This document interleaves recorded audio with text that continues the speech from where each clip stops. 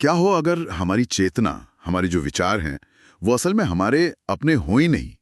क्या हो अगर हम सब बस एक एक बहुत बड़े ब्रह्मांडीय नेटवर्क से सिग्नल पकड़ने वाले एंटेना हो? आज हम डैन ब्राउन की एक रहस्यमयी किताब द सीक्रेट ऑफ सीक्रेट्स के सार पर एक गहरी चर्चा करने वाले हैं। और ये सिर्फ एक और थ्रिलर नहीं है जिसमें बस भाग दौड़ और पहेलियां हो। नहीं, बिल्कुल नहीं। ये विज्ञान, पुराने रहस्य और सत्ता के टकराव की एक ऐसी कहानी है जो इस सवाल को बहुत गंभीरता से लेती है। और हमारी चेतना की पूरी समझ को ही चुनौती देती है। तो हमारा मिशन साफ है, इस किताब के अंदर छिपे बड़े आइडियाज को बाहर निकालना। ये कहानी चेतना की प्रकृति के बारे में, पुराने रहस्यों के बारे में और उन ताकतों के बारे में क्या साहसिक दावे करती है जो इस ज्ञान को हमेशा के लिए दबा देना चाहती हैं। चलिए इसे परत दर परत खोलकर देखते हैं। तो कहानी हमें सीधे ले जाती है प्राग। और ये कोई आम टूरिस्ट डेस्टिनेशन नहीं है। इसकी रहस्यमयी गलियां, वो अंधेरी सुरंगें और दीवारों पर उकेरे सदियों पुराने प्रतीक। ऐसा लगता है जैसे शहर खुद एक बहुत बड़ी पहेली है। हाँ बिल्कुल, जो किसी गहरे राज को छिपाए बैठी है।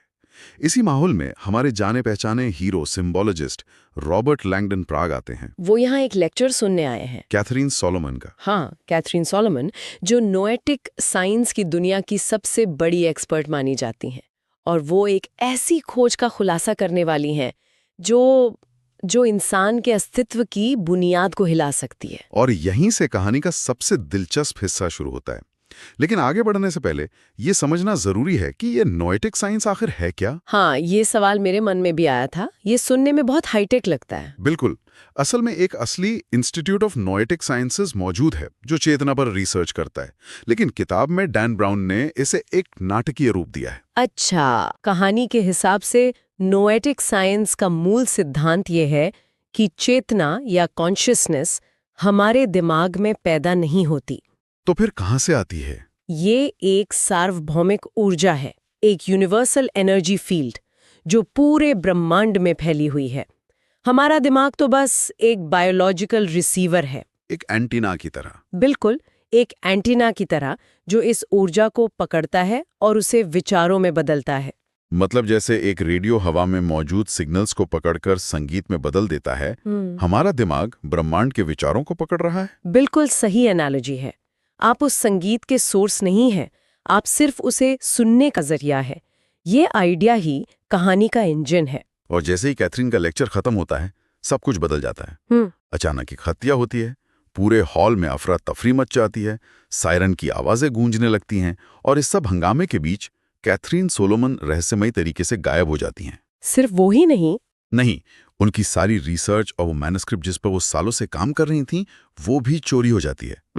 लैंगडन को जल्द ही एहसास हो जाता है कि ये कोई मामूली अपहरण या चोरी नहीं है। नहीं। इसके पीछे एक बहुत शक्तिशाली गुप्त संगठन का हाथ है।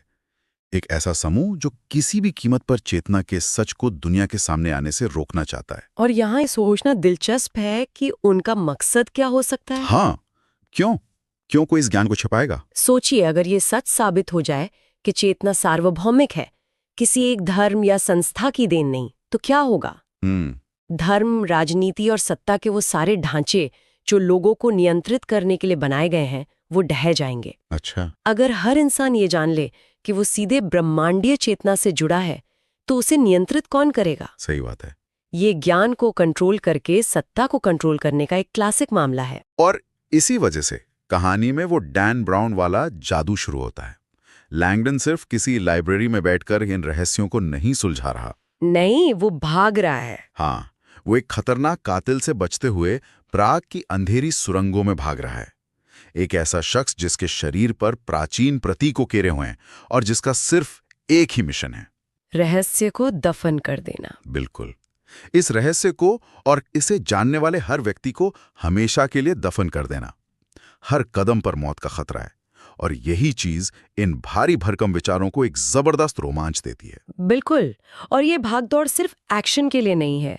हर पहेली, हर प्रतीक जो लैंगडन सुलझाता है, वो उसे सिर्फ अगले सुरक्षित ठिकाने तक नहीं, बल्कि उसी एक गहरे सच के और करीब ले जाता है। Universal consciousness. हाँ, यूनिवर्सल कॉन्शियसनेस। तो लैंगडन अपनी जान बचाने के लिए भाग रहा है, लेकिन जो सच उसे कैथरीन की चोरी हुई किताब के पन्नों में मिलता है, वो किसी भी कातिल से ज्यादा खतरनाक और दिमाग हिला देने वाला है। हाँ। और ये दावे वाकई चौंकाने वाले हैं। क्या है वो दावे? पहला दावा, चेतना जन्म से पहले भी मौजूद होती है और मृत्यु के बाद भी। इसका सीधा मतलब है कि हमारा अस्तित्व इस शरीर तक सीमित नहीं है, हम इस शरीर से कहीं ज्यादा बड़े हैं।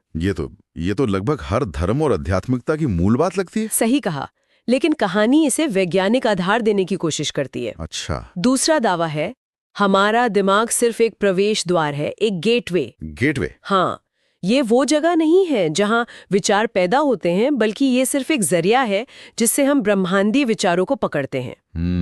और तीसरा, सबसे बड़ा दावा, ब्रह्मांड सोचता है और हम उसकी सोच को पकड़ते हैं। लेकिन ये आइडिया तो हमारे स्व की पूरी धारणा पर ही सवाल उठा देता है। अगर मेरे विचार मेरे हैं ही नहीं, तो फिर मैं कौन हूं? ये तो थोड़ा डरावना भी लगता है। बिल्कुल डरावना लगता है, क्योंकि ये हमारे अहंकार पर सीधी चोट है। और अगर हम सोचें कि इन बातों का असली मतलब क्या है, तो मामला बहुत गहरा हो जाता है। ये कहानी उस बिंदु को उजागर करती है जहां आज की क्वांटम फिजिक्स और हजारों साल पुरानी आध्यात्मिकता एक दूसरे से हाथ मिलाती नजर आती हैं। अच्छा, आप इसे थोड़ा और समझा सकती हैं? विज्ञान और आध्यात्मिकता तो हमेशा दो अलग अलग ध्रुव माने जाते रहे। देखिए, क्वांटम फिजिक्स में एक आइडिया है एंटेंगलमेंट का। हाँ, सुना है। कि दो कण चाहे कितनी भी दूर हों, वे रहस्यमयी तरीके से जुड़े रहते हैं। एक पर जो असर होता है, तुरंत दूसरे पर भी होता है।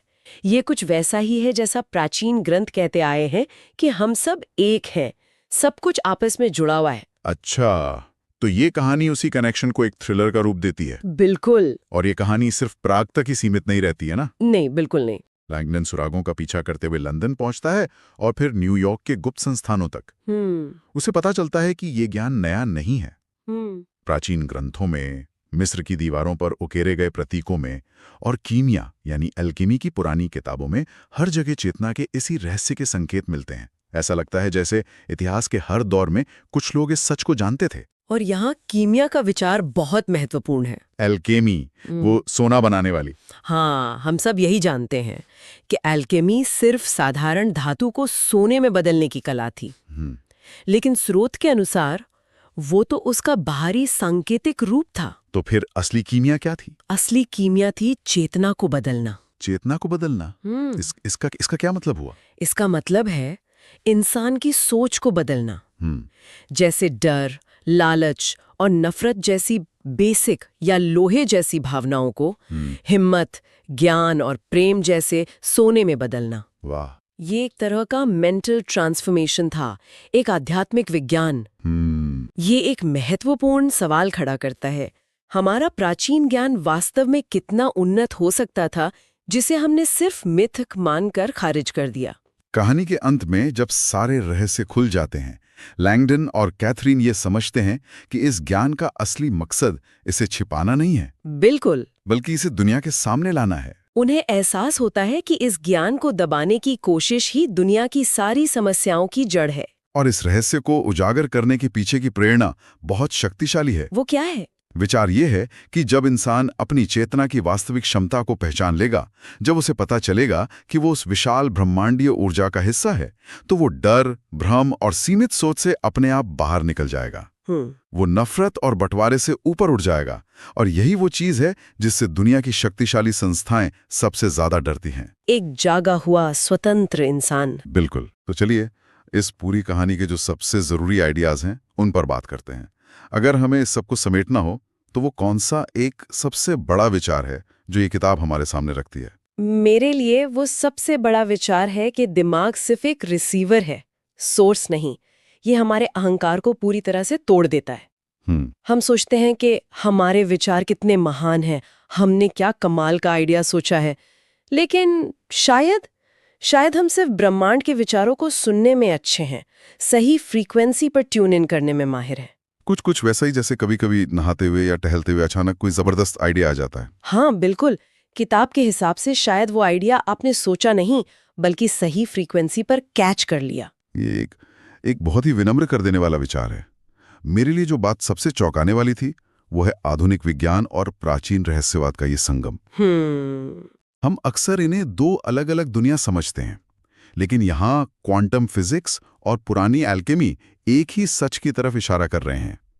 ये कहानी इन दोनों को एक ही धागे में पिरोती है, जो सोचने पर मजबूर करता है। और वो एक ही सच पर आकर मिलते हैं, जो हमें तीसरे बड़े आइडिया पर लाता है, सत्ता का खेल। हाँ, ये ज्ञान इसलिए नहीं छिपाया जाता क्योंकि ये गलत है, बल्कि इसलिए छिपाया जाता है क्योंकि ये बहुत शक्तिशाली है। अच्छा। गुप्त संगठन मानव चेतना की इस असली क्षमता को छिपाकर ही अपनी सत्ता चलाते हैं। उनका नियंत्रण डर पर आधारित है और ये ज्ञान डर को खत्म कर देता है। जब आपको पता चलता है कि आप अनंत हैं, तो आप किसे डरेंगे? सही बात है, सही बात है। तो अंत में लैंगडन की पूरी यात्रा यही दिखाती है कि ज्ञान हमेशा डर से बड़ा होता है। आप अंधेरे से लड़कर उसे खत्म नहीं कर सकते, आप बस रोशनी जला देते हैं और अंधेरा खुद ब खुद गायब हो जाता है। हाँ, ये ज्ञान वही रोशनी है। अंत में ये कहानी ज्ञान को दबाने और उसे उजागर करने की एक शाश्वत लड़ाई को दिखाती है। ये सिर्फ एक थ्रिलर नहीं है, बल्कि एक गहरा दर्शन है। ये दिखाती है कि कैसे चेतना के बारे में हमारी समझ को बदलना पूरी दुनिया को बदल सकता है।